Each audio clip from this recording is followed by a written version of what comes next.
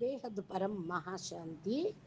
బేహద్దు మా బేహద్దు పిల్లలకి చెప్తున్నారు.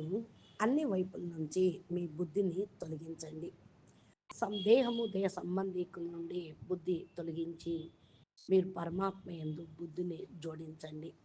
దేహ పదార్థాలు దేహ వస్తువుల నుండి వైరాగ్యము ఉండాలి. ఎందుకంటే ఈ దేహము సంబంధ సంపర్కాలు శ్వాస సంకల్పము అన్నీ ఏం చేస్తాయి?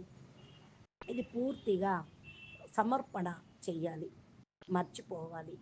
ఇది అప్పుడే త్యాగము తపస్సు చేయగలుగుతారు. బస్ ఏక్ బాప్ దూజా నా కోయి అనే దీక్షలో మస్తుగా ఎవరు రెడీగా ఉండండి. సంకల్పాలు కూడా వెంటనే బంద్ అవుతాయి. నిస్సంకల్ప స్టేజ్కి చేరుకుంటూ ఉంటారు. కొద్దిగా స్థితిని తయారు చేసుకోండి. ఎలాగా? అప్పుడు మీరు అవ్యక్త స్టేజ్ని నిస్సంకల్ప స్థితిని తయారు చేసుకోగలుగుతారు.